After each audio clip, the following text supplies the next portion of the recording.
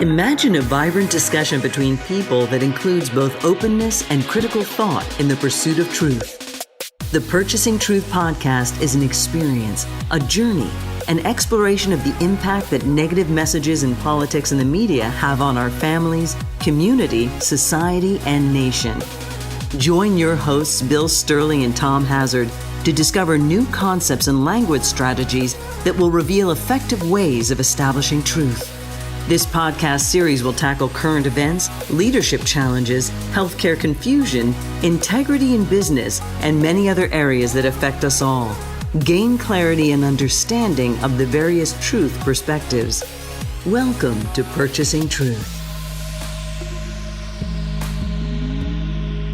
Welcome to Purchasing Truth. I'm Tom Hazard, along with your host, Bill Stierle. And, Bill, I'm very excited to talk about this subject today because I think it is a subject that every American today can relate to.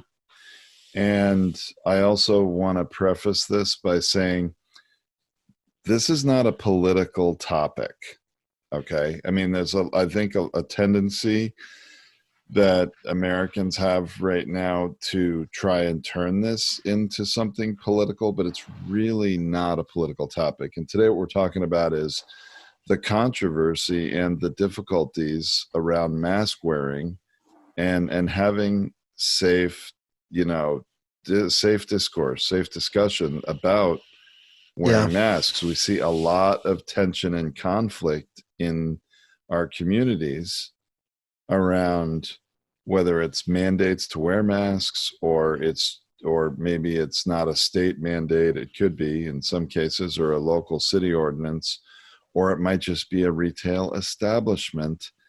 Yes. And there's a lot of tension and conflict going on around this, and it's troubling.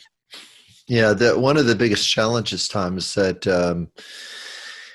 if somebody believes something, they can justify something. So, and unless there is a unified message, the human being will find a crack inside their consciousness to justify their choices. Choice being one of the most powerful needs that drives human beings is that you got to be able to maintain choice and be able to have some flexibility with choice to know that you might pick another need ahead of the need for choice from time to time if the situation warrants it. It's like, do I let my kid go cross the road and not look both ways and into traffic? No. I'm picking the need for safety over the need for freedom and choice. That's what I'm picking. I think that's a good pick because, I don't want a little kid going across the street, not looking and not having the skill or awareness about cars. See, people are not going to argue with that because they'll say, well, he's a kid and he does not know any better. Well, the same thing applies to masks. It's like, well, don't you know better? Well, yeah, but I'm an adult and I get to choose what I want. It's America and it's a free thing. Yeah. So that's really kind of the hard part. Yeah, there are many things we could use as parallels to this. I think there's a similar issue which becomes a political hot potato, to most people, even though it may not be, which is the idea of, retail establishments having a policy where they don't allow people to enter their store if they are wearing a gun, if they're carrying a gun with them. And then that becomes the same sort of, argument against freedom, and choice and all that. But retail stores have taken a position that, hey, you have a right to have a gun, but this is our retail establishment. If you want to shop here, please leave your gun at home or in your car or whatever. And I think we see other things like that too. And mask wearing has now become, there's been an attempt to politicize it. in some ways too. I think, thank goodness, as we're recording this, just I think 2 days ago, the president finally was wearing a mask out on a public visit to a hospital. And that I think was very important, because I think a lot of people were saying, hey, the president doesn't wear a mask. Why do I need to wear one?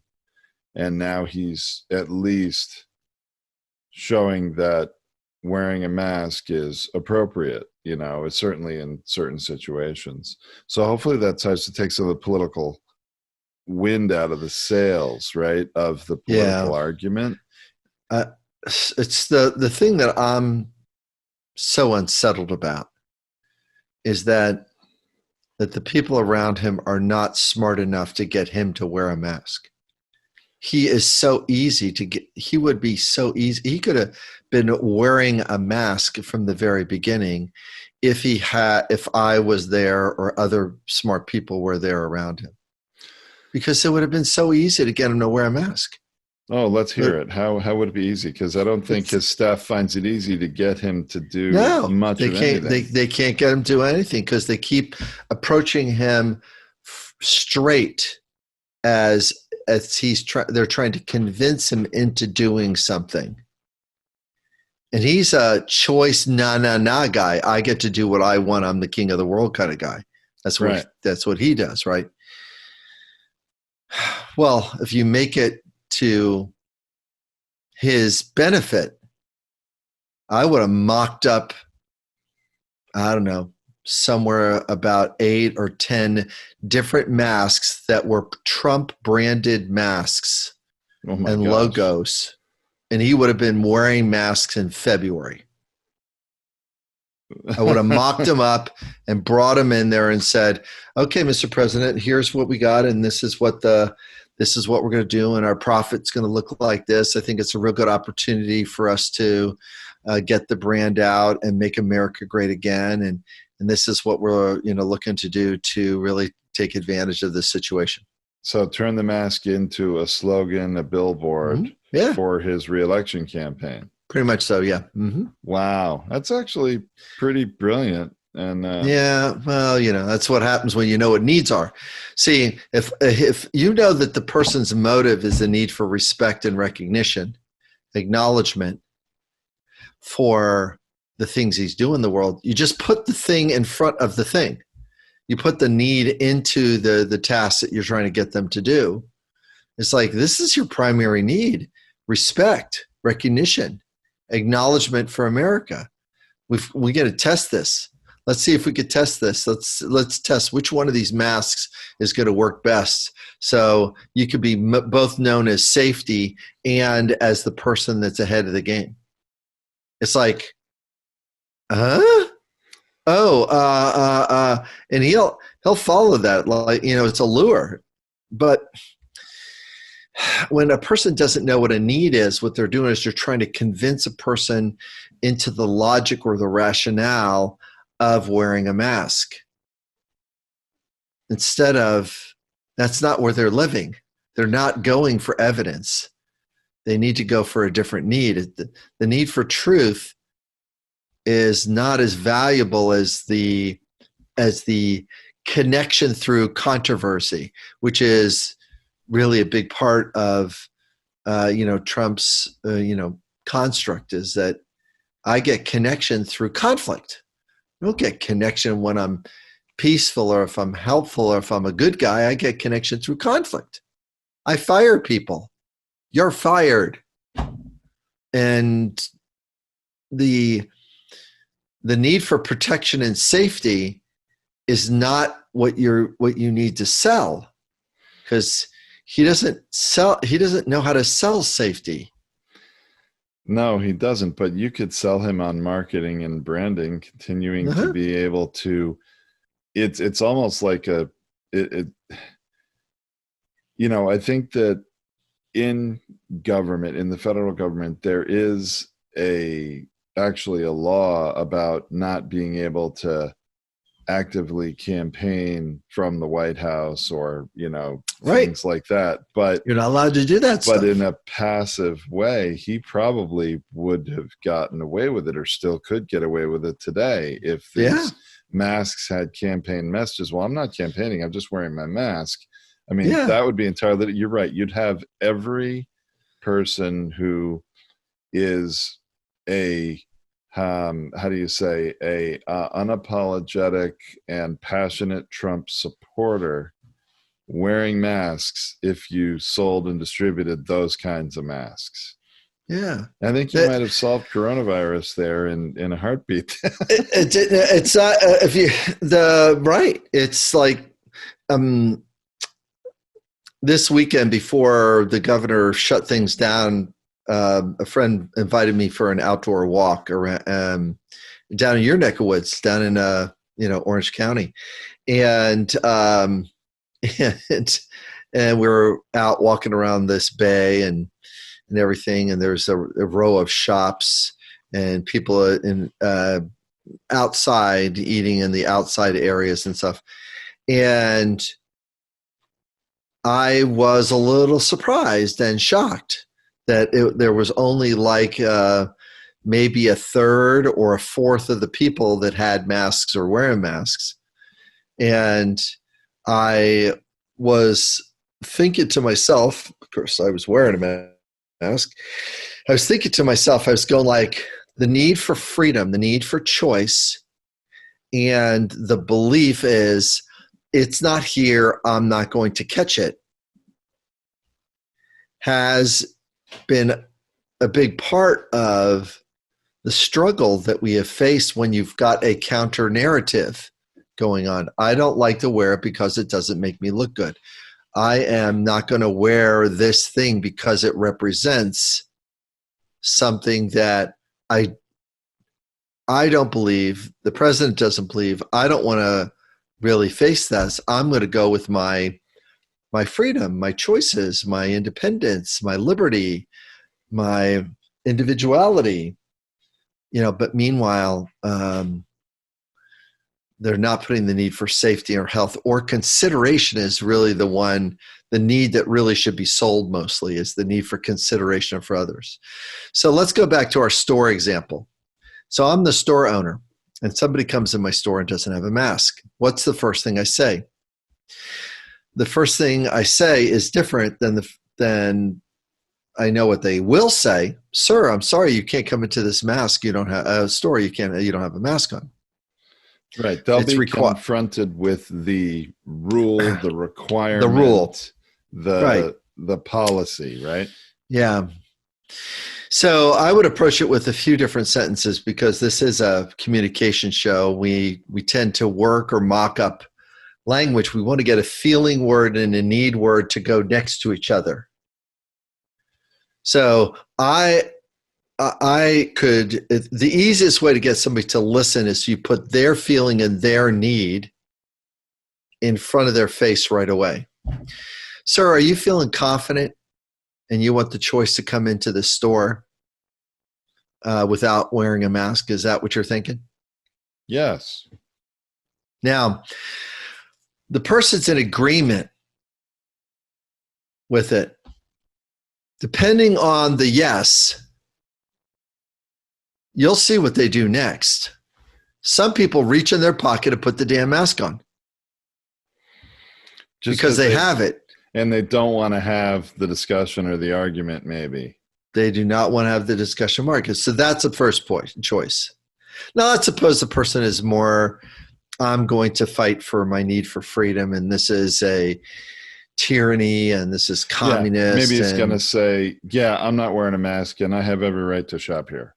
And they're a little more, aggressive. Yeah. So you're kind of irritated, and you want choice to shop where you want, and you want choice and the freedom to do whatever you would like. Is that correct?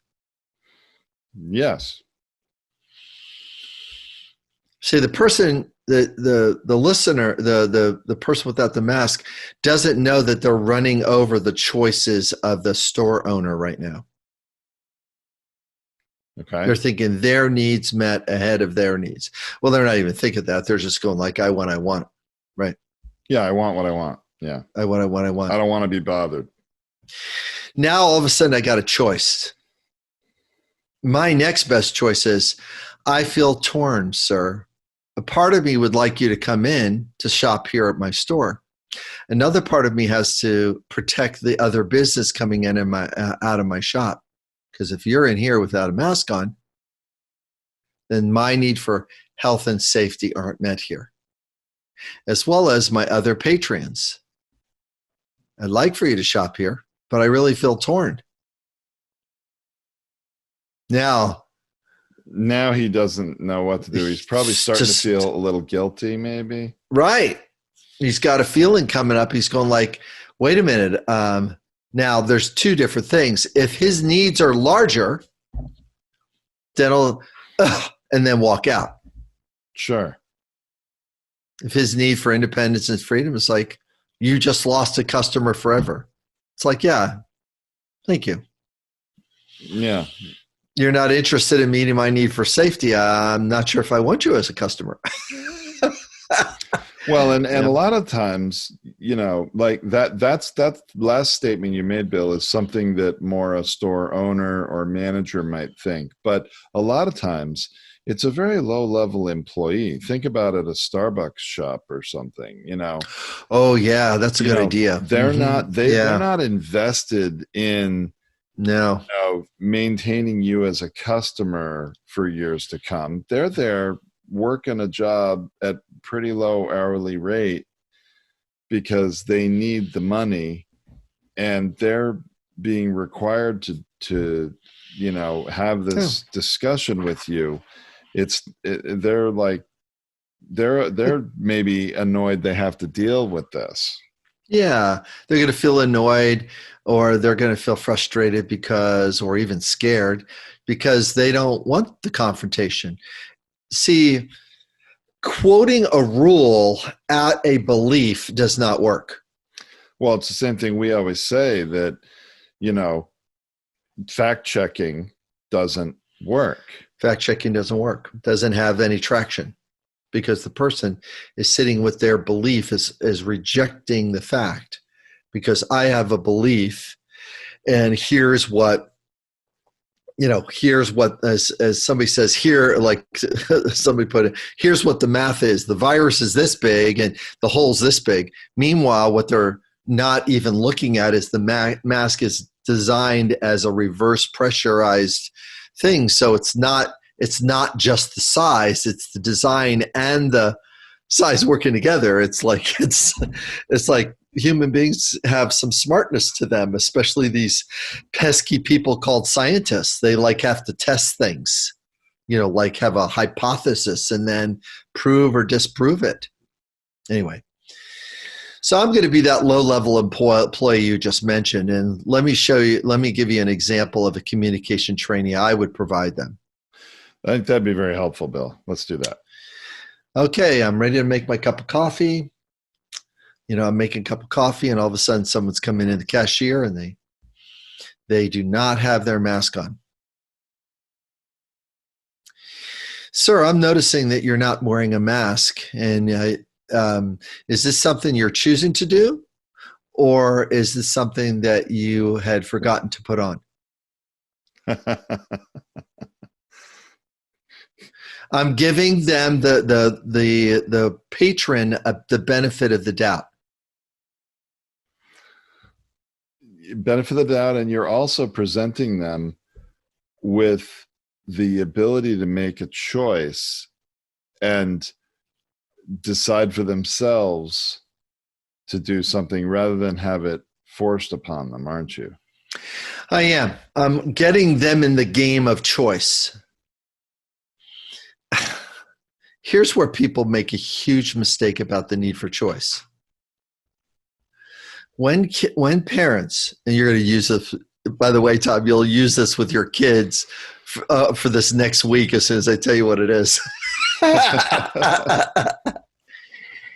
It's not providing the kid choice. Do you want this ice cream or this ice cream?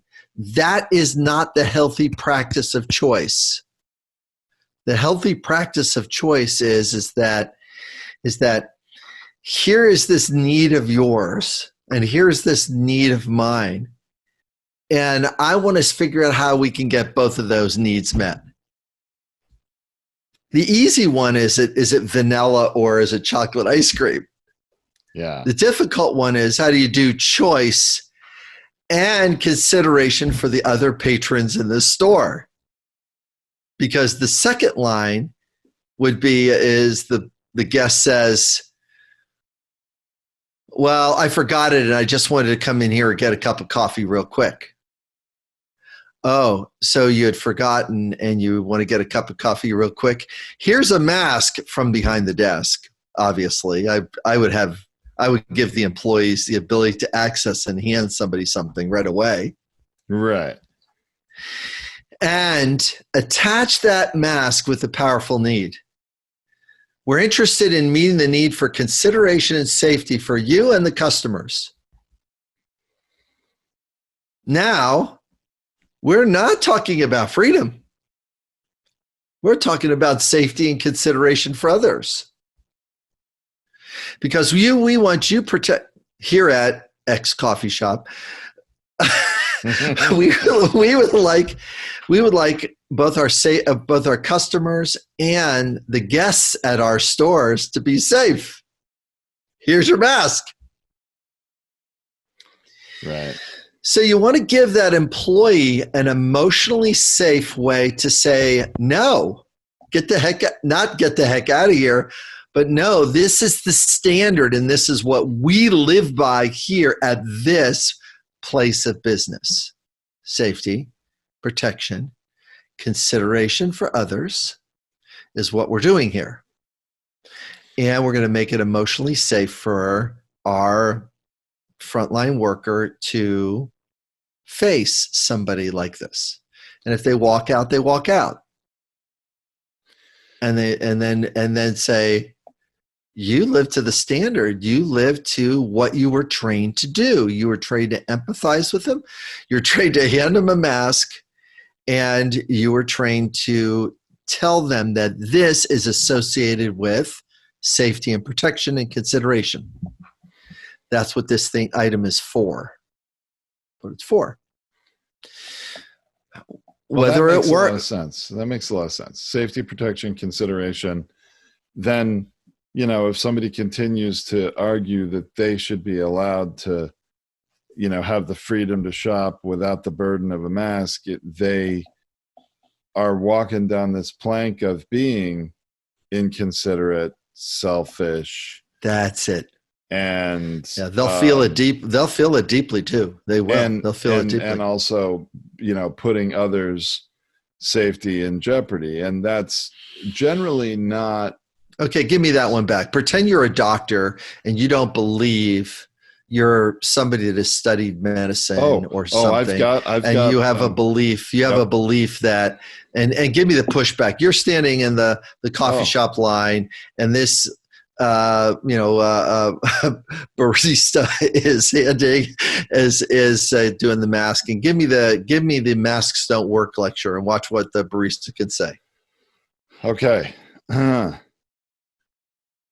Well, I'm a doctor, and there's no evidence that masks are doing anything to stop the virus. And not only that, it's harming myself. Breathing my own carbon dioxide back in is causing more harm than it's helping.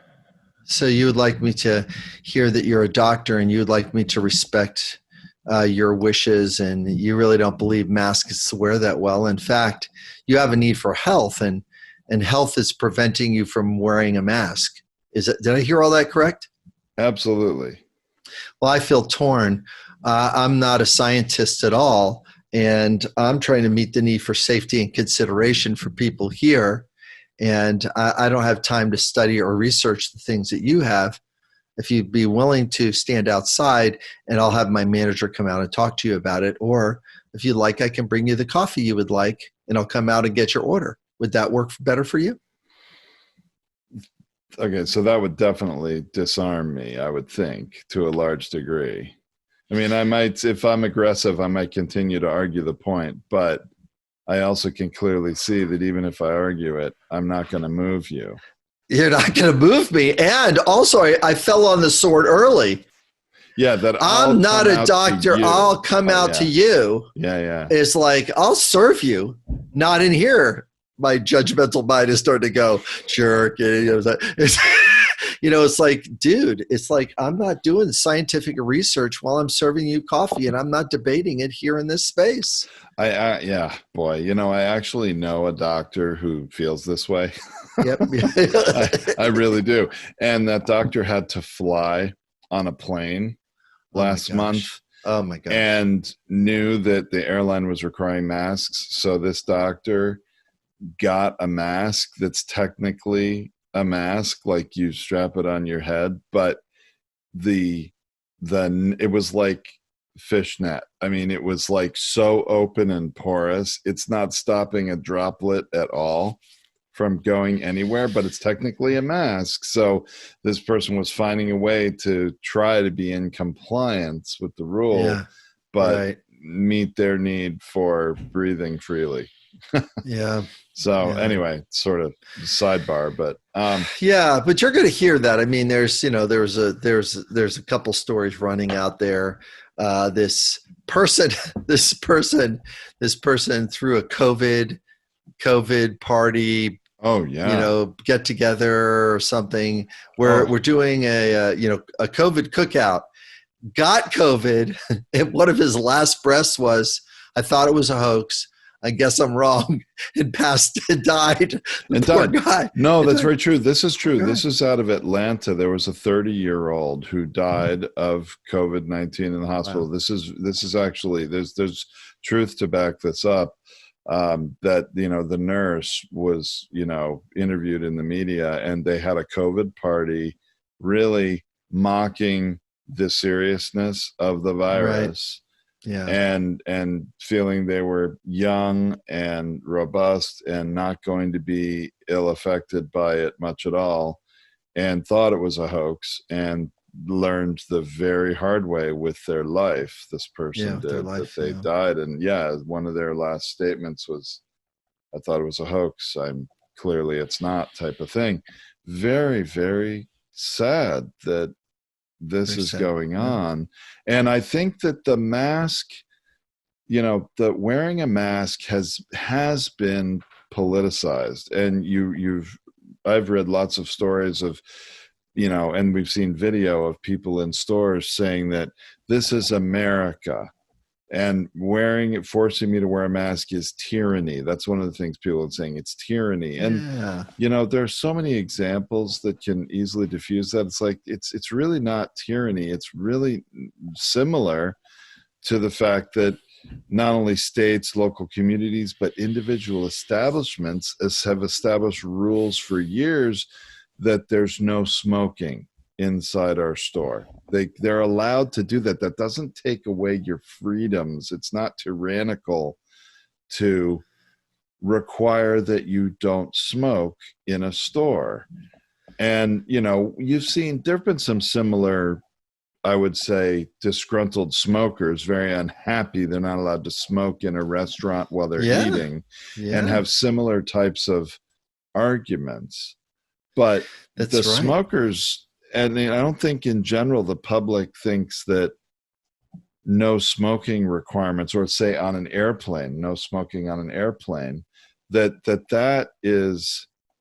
law, that's actually a federal law, that you can't smoke on an airplane or tamper with the restroom smoke detector on a plane, which they state every time in their pre-flight announcement. Right? And people still do it. And people still get, oh my gosh, I just need a cigarette. And they work themselves into the addiction, and the addiction piece takes over, and they do whatever it takes, and they got to be told and warned and being smart about it. But still, I think that it's commonly understood in America that law that says there's no smoking on an airplane is not infringing on your freedom, on your liberty as an American citizen. And really, the mask wearing is really analogous to that. When the politicizing that phrase is when a person is picking a need of an identity and the need for loyalty to that identity over the needs of the greater identity of America. It's like America is made up of a series of needs in the Constitution. Here's what these needs of freedom look like. Why? Why is it there? So that there's not a king or nobles that are taking all the money and everybody's working as a serf. That's what people left Europe because of. They left because there was one person and all of these other X number of people that had all the wealth, and the rest of the people didn't. And they left for this new country to do that. And even though it started as colonies, that's what was taking place at the beginning of America. It's kind of strange that we're at that same spot and people are saying, wait a minute, you're not being loyal to the king. Well, who's the king? Trump king? You mean Trump, the guy, the king? No, to the party. Oh, so you're hiding behind the identity of a party. You would like all Republicans to believe the way you do. Well, not exactly. It's like, it's just, I think it's stupid. It's like, so you believe that the need for freedom is more important than the need for safety. Yes. Well, it's just another need, just like the next one. And you're living towards that value, but it's not necessarily in alignment with we, the people. Let's just start with there's a we part of this in here. It's not you, the individual. It sort of starts with we, the people. There's a we thing here. There's not a I thing here. But it's really hard to get people into that awareness and consciousness around things. I think it is, and emotions run hot. I think that people have fear because there's a lot of uncertainty going on. I mean, as we record this, California started to lock back down. They just closed, hair salons and nail salons again, and indoor eating in restaurants is closed again. So there's a lot of fear around the economy. And the interesting thing is, what we're talking about today, mask wearing, if everybody diligently wore, if everybody committed to wearing masks whenever they are within 10 feet of each other, I know they say 6 feet, but let's take it a little broader. Let's say whenever you're coming within 10 feet of anybody else, if you would wear a mask, we could all go about our business. Now, maybe not eating in a restaurant as much because you have to take the mask off to eat. I understand there's that difficulty. Sure. But sure. I'll tell you, I even on June 1st or 2nd in California is when they opened up hair salons the first time. And I know this isn't really a struggle for you, Bill, because you really don't have any hair. No, I don't need them. I don't need that hair salon thing. Some of us have hair, and my hair by that point had been growing for 3 months, and I sort of felt like this was a throwback to the 70s or 80s here.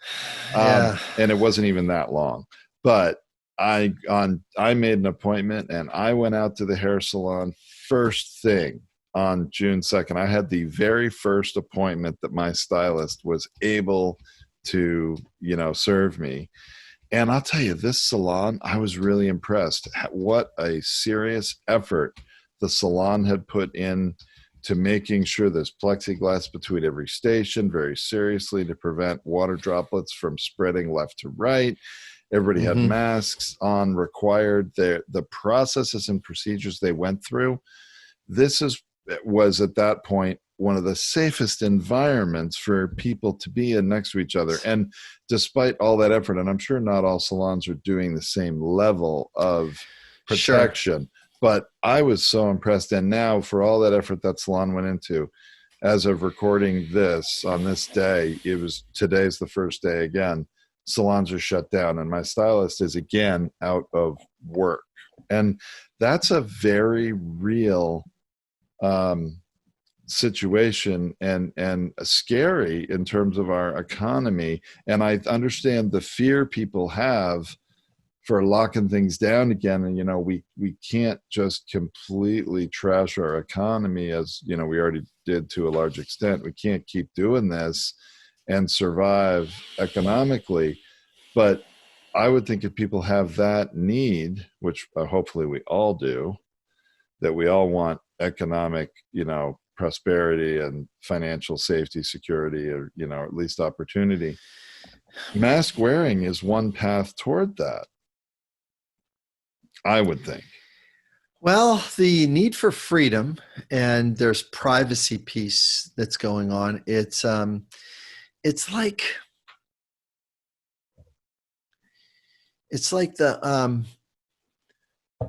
they had the opportunity to do contact tracing in the past.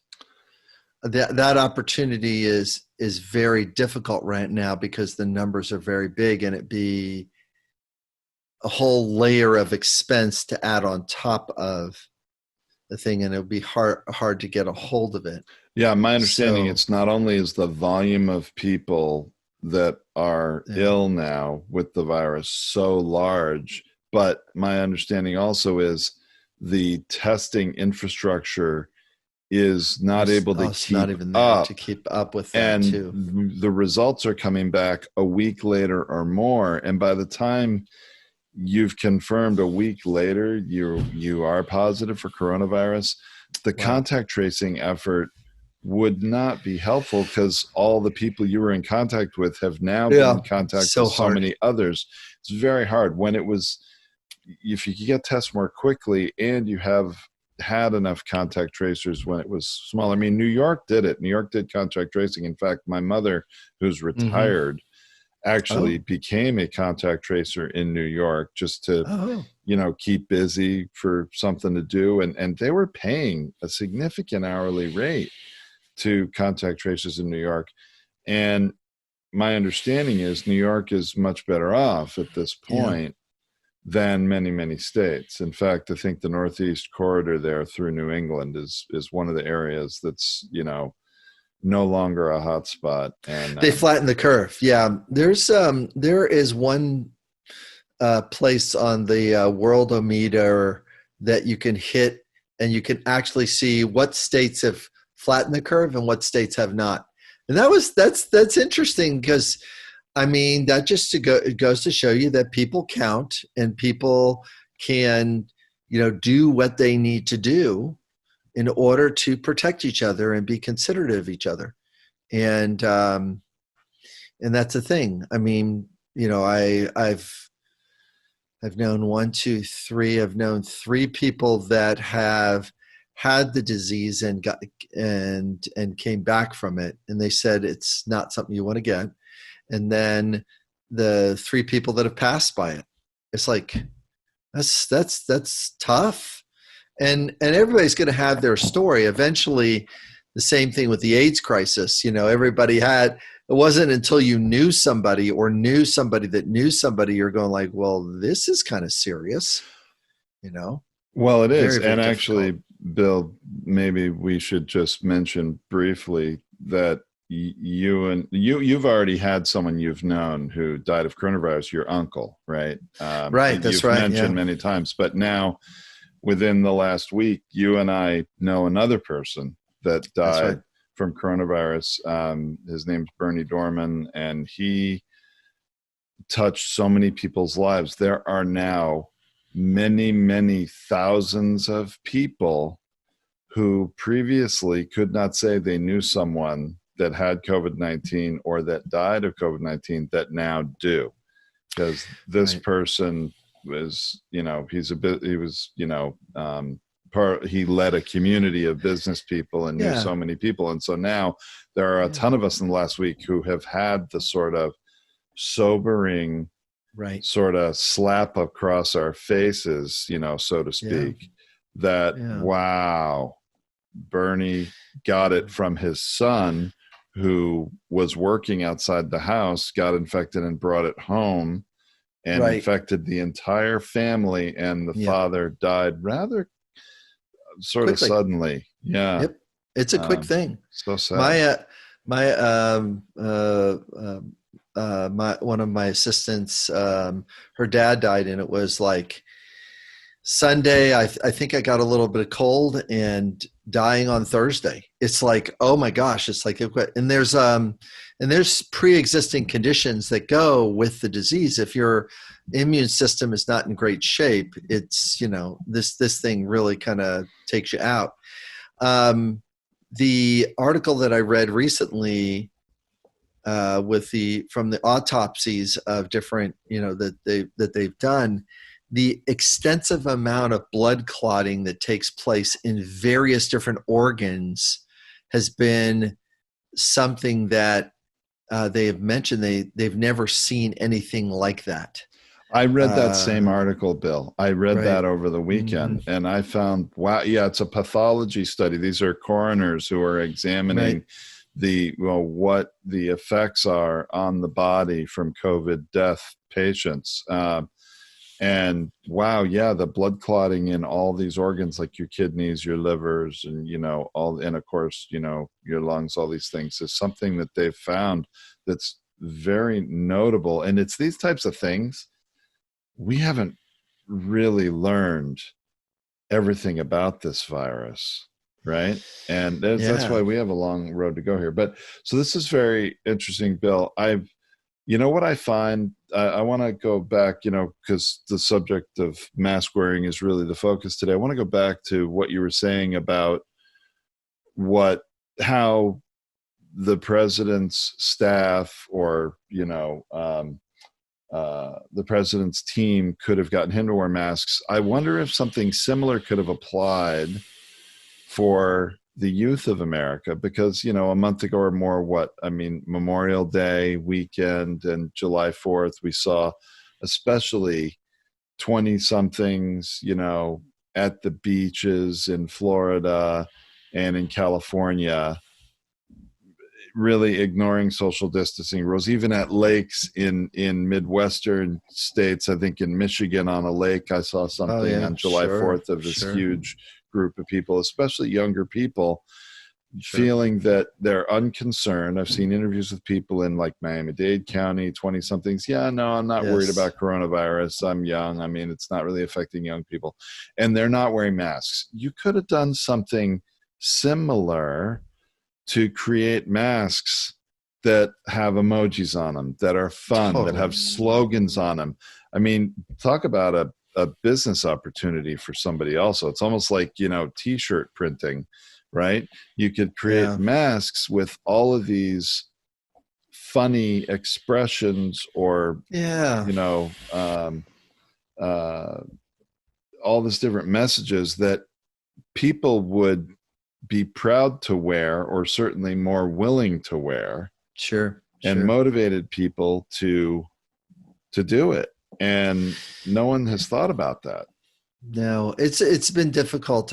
First, initially, it was not having any, not enough masks, and it's unsettling because the right order of preferences were not put together. Like, here's what consideration for all of us is. Here's what safety and protection is for all of us. This is what it's going to take to get safety and protection. This is what it's going to mean. And because the federal government was not proactive, we didn't do the best to keep the disease out of the country. We didn't do really anything to do that. Whereas Ebola, we kept mostly, like a lot, out of our country, or otherwise we would be having this same discussion with Ebola. Who died from Ebola? Who did you know? Whose uncle here? Whose friend here? Whose mentor here? Very, very, very, very difficulty. Very, very much difficult to keep it out.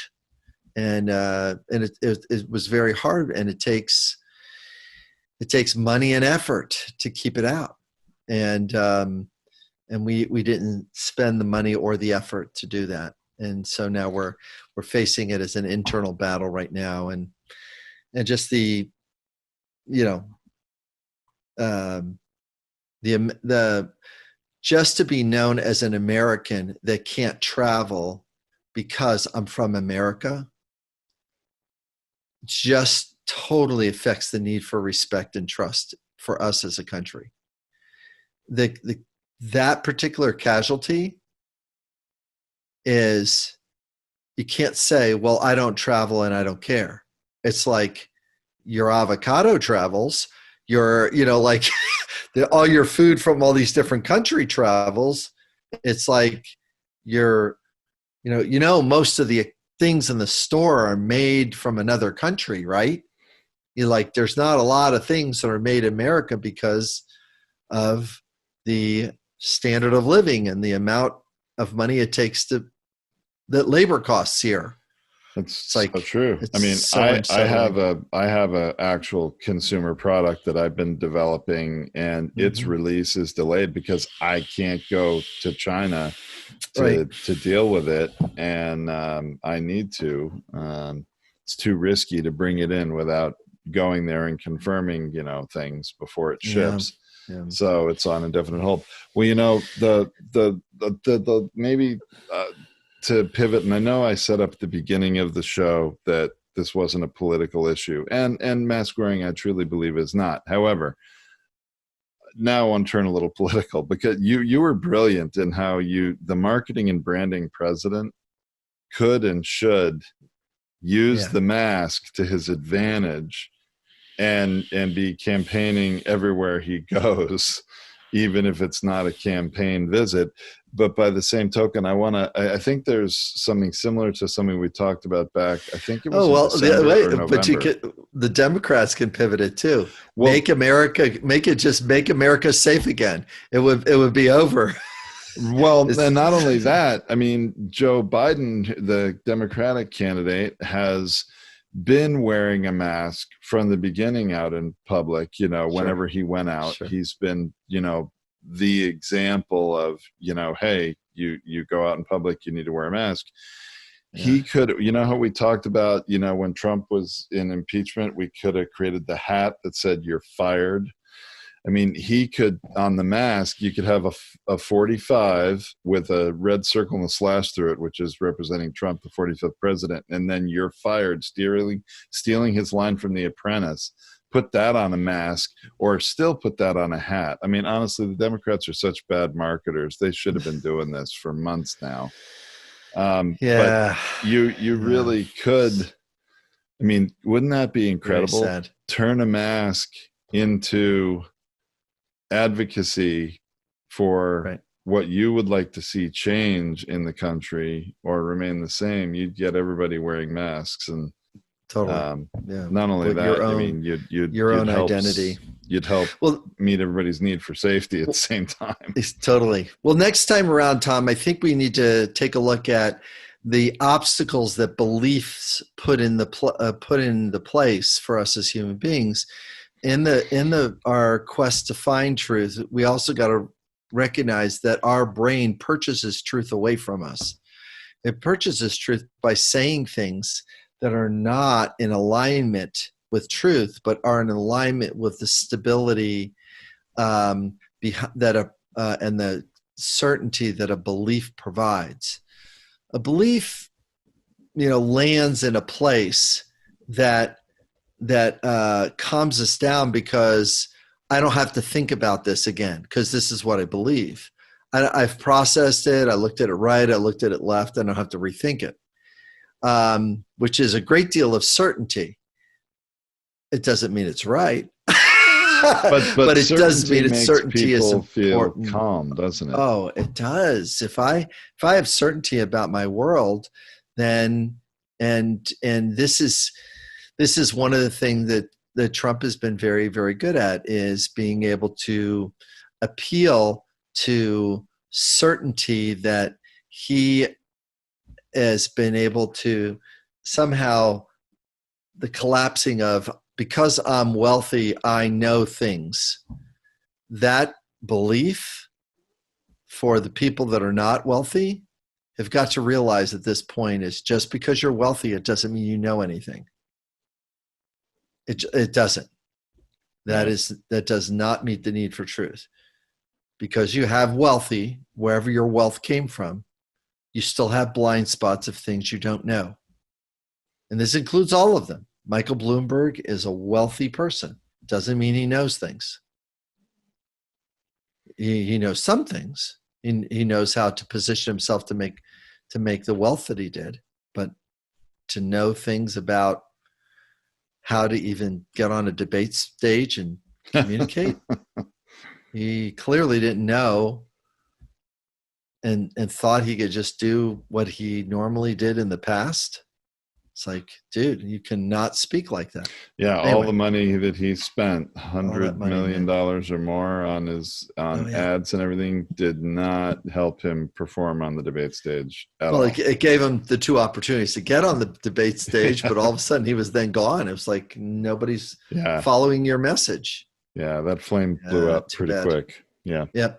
All right, Tom, more to come on this. So thanks for this. Thanks everybody for listening and watching. It's been fun to really just role play and practice what to say back when somebody is not wearing a mask, and what language to put in place, and having some confidence to do that. And we can learn more, and all of us can learn more about how to communicate better. Thanks, Bill. Thank you for listening to this Purchasing Truth podcast. We trust that you have enjoyed this engaging and thought-provoking conversation. Our hope is that you've received value, found clarity, and broadened your truth perspective in this episode. If you did, leave us a review or visit our website, purchasingtruth.com. Join us again for another informative and content-rich discussion here at the Purchasing Truth podcast. Don't just accept whatever information comes your way. Join the discussion. Discover your own voice. Purchase your own truth.